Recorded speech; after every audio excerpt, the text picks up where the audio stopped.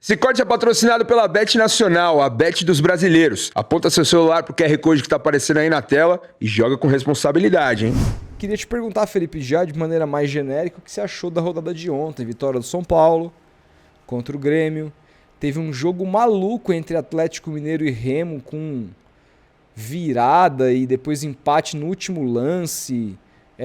O Remo, que é treinado pelo Osório, time cheio de refugos. Osório e seus pirulitos, né? Pois é, ele chupando o pirulito com muita vontade, né, cara? O cara assim, arregaçando o pirulito. O lollipop, né? O lollipop. Aquele que vira chiclete. Exatamente. Como já diria 50 Cent. Mas, enfim, temos que falar também, claro, sobre esse Cruzeiro que arrancou um empate no final do Mirassol depois de tomar virada. Tivemos ontem o Coxa, cara, ganhando fora de casa da Chapecoense, coisa que o Santos não conseguiu. Empatou, tomou gol no final? Empatou 3-3. Caralho, isso eu não tinha visto. Jogaço. Isso eu não tinha visto. Achei que, quando eu vi, tava ganhando, achei que tinha acabado. Chegou a estar 3x1 pro Coxa. Chegou a estar 3x1 e a Chape foi buscar o empate. Caralho, cara, Chape. E perdeu ali uma chance que quase virou o jogo. Puta jogo. Meu Deus. Aliás, eu acho que o grande ponto pra gente analisar nesse início de Campeonato Brasileiro, acho que é justamente isso, né, cara? Os jogos estão meio que imprevisíveis, aleatórios. Imprevisíveis, né? Com muitos gols, muitos erros também da parte defensiva. O segundo tempo, geralmente, a maioria dos times estão cansando, estão caindo fisicamente, o que é normal. Pelo início do calendário.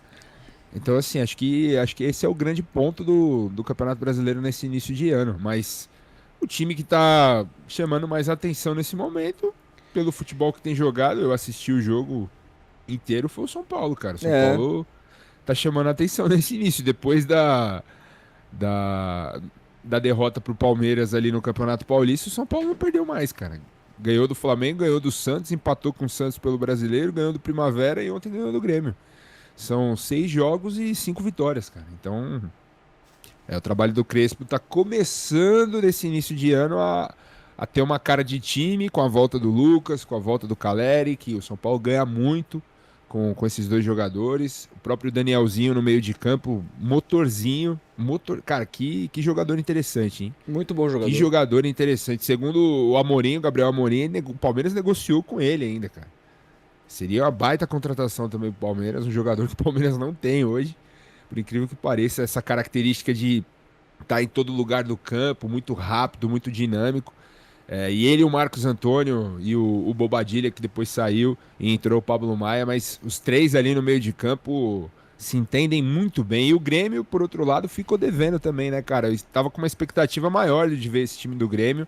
Mas parece que é um time pro Brasileirão de 2009, assim, de 2010, de 2017, tá ligado?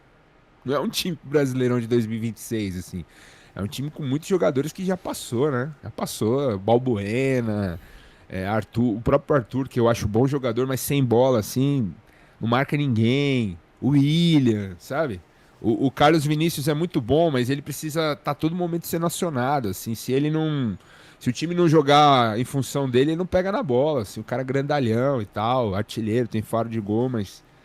Sabe? E aí você vê o Wagner Leonardo, um jogador que... muita gente que não vê jogo do Grêmio elogia esse cara. Aí eu falei, não, pera, eu vou assistir uns 2 jogos. Eu assisti contra o Botafogo semana passada e assisti hoje.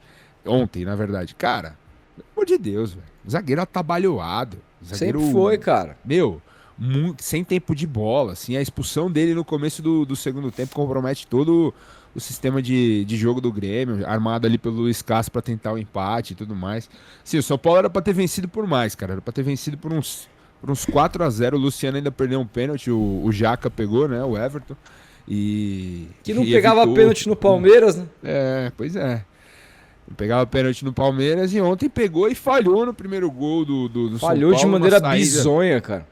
Numa saída de bola ali totalmente equivocada, e aí corrobora para o que os palmeirenses falavam, né? Que o Everton não vinha bem, estava já numa descendente e tudo mais. Beleza, cara. Falavam que era exagero do palmeirense criticar o Everton, mas ele não vinha bem, cara. E tá se provando no Grêmio isso, né?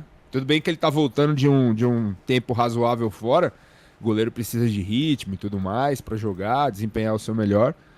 Mas o Everton não tá na sua melhor forma mais, cara. Já tá numa descendente. Vamos ver se ele consegue se recuperar. Ele é muito bom goleiro. Mas os jogos que eu vi do Grêmio, os gols que ele sofreu aí nesse início de trajetória lá no Tricolor Gaúcho, não fazem o palmeirense não ficar com saudade, cara. Pelo contrário, só ratifica que boa parte da torcida tava certa em pedir a saída dele. Mas falando do São Paulo é isso, cara. Pra mim o São Paulo recuperou a confiança. Acho que a chegada do Rafinha, por mais que a gente tenha, nós dois aqui, a gente ironizou, né, o nosso querido Murilo Franco no Fala Rival. O Rafinha, acredito que foi positivo, cara. Pelo menos nesse início, de cara, imediato, foi.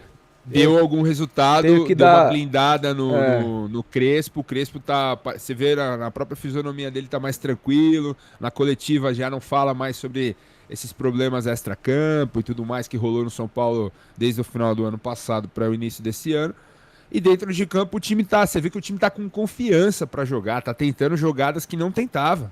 Tá? O Marcos Antônio conduz o time, é o grande ritmista desse time do São Paulo. Luciano e Calleri se entendendo muito bem. O Calleri voltou muito bem. Isso tem que ser salientado. Então, olho no São Paulo, cara. Olho no São Paulo nesse início, porque Flamengo e Palmeiras, principalmente Flamengo e o Palmeiras, eu não sei se os dois vão dar esse sprint nesse começo de campeonato. E aí, cara, são 18 rodadas até a Copa. Depois da Copa, para correr atrás pode ficar difícil. Mas o São Paulo incorpora um momento interessante, que vem agora o mata-mata do Campeonato Paulista. É um time que estava meio morto aí no Campeonato Paulista, estava com vários problemas extra-campo. Pode ser que agora, de repente, São Paulo belisque uma semifinal e quiçá uma final de estadual, cara. Por que não? O Felipe, assim, uma coisa que é importante a gente falar sobre o Rafinha é que nesse primeiro impacto ele foi muito importante, porque eu acho que tem muito a ver com a questão do motivacional, de mostrar para os caras, ó, isso aqui é grande. Agora, tem um tanto que, mano, calma também, né? Que o cara é diretor de futebol, ele não é um motivador. Faz parte do trabalho dele. Ele tá no vestiário, né? Ele tá no vestiário. Mas assim, o meu ponto é, um trabalho de um cara que foi contratado para a função dele, você precisa de tempo para avaliar. Nesse primeiro impacto, a gente precisa elogiar. Porque ele bateu muito bem no vestiário, ele colocou todo mundo no lugar de todo mundo e o clube parece que... Os jogadores parece que compraram a ideia, sabe? E isso é louvável. Agora, não é só isso que vive um diretor, né? Não é só isso, ele precisa fazer muito mais e eu continuo achando que ele não tem experiência para o cargo. Vamos ver, ele pode surpreender, mas eu acho que esse é o ponto. E cara, esse campeonato pode ser diferente de muitos campeonatos, porque, veja, times que em tese subiram de divisão e que em tese começam o campeonato meio que para se manter, estão fazendo campeonatos interessantes. O Coxa, a Chapecoense, o Remo. Hoje o Atlético enfrenta o Santos com grandes chances de vencer, pega um Santos completamente remendado, entendeu? Lá no carpete. Imagina se o Corinthians perde pro Bragantino. Exato, e aí assim, você Tá com começa... 0 pontos, é o lanterna do campeonato. Você começa, Felipe, é que joga em casa, né? Joga em casa. Acho difícil, O Bragantino acho tem um difícil. time... O Corinthians vai ganhar esse jogo, eu acho. Mas assim... também acho que sim, jogar com o titular ganha. Agora, o meu ponto é que, cara... Esse campeonato pode ser muito diferente em termos até de briga pelo rebaixamento, viu? A gente pode ver time grande dançando, porque o que acontece? Os times em tese que subiram da Série B, eles estão com um calendário, não agora, porque todo mundo jogando estadual, mas eles vão ter o calendário ainda mais aliviado num novo calendário, que tá esgarçando todo mundo fisicamente. Então, por exemplo...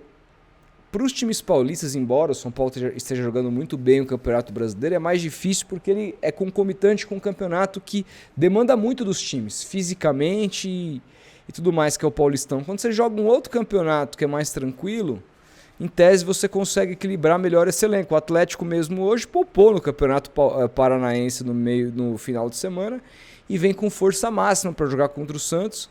O Santos, teve que jogar num gramado pesadíssimo com o time titular lá em Bauru, cara, que é longe, num puta de um calor.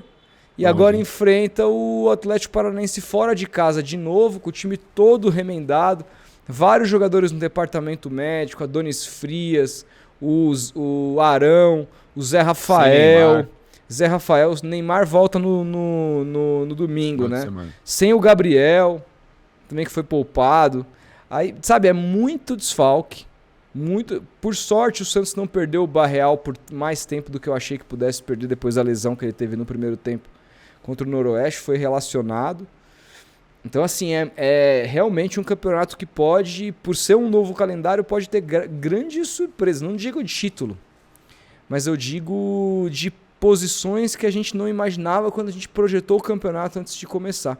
E o São Paulo pode ser uma dessas. Vamos ver como que... Cara, a verdade é que o São Paulo, cara, quando tem à disposição um Lucas que é pelo menos nota 7 e um Calério no seu melhor, São Paulo, mano, o time titular do São Paulo briga com qualquer time no Brasil, cara.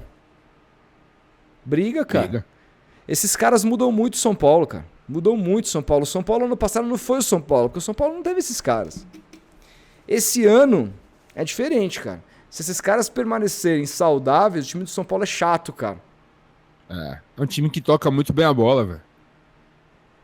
Time que triangula muito a bola.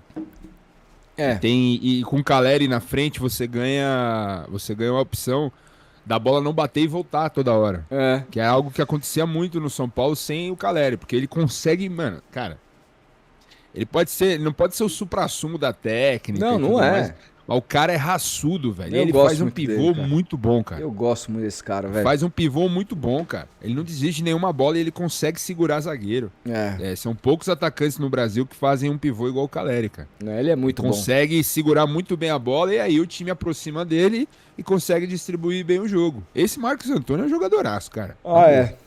Esse moleque joga muita bola, velho. Muita bola. Poucos times no Brasil também tem um jogador igual ele. Bela descoberta do São Paulo, né, cara? Foi trazer, acho que Sim. o cara jogava na França, sei lá onde o cara jogava. Na Lazio, eu acho. Na Lazio, é na Lazio.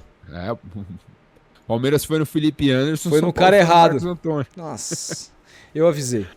Enfim, esse aí eu conheço de longa data.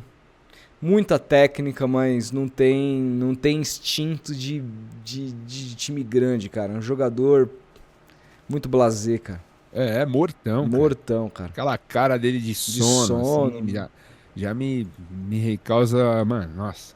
É aquele funcionário acomodado, tá ligado? Ah, sim. Pô. Vai lá, faz o trampo dele. Chega no horário, cumpre o que o treinador fala vai embora. E é isso. Não espere nada além. Nada Exatamente além. isso. Nada.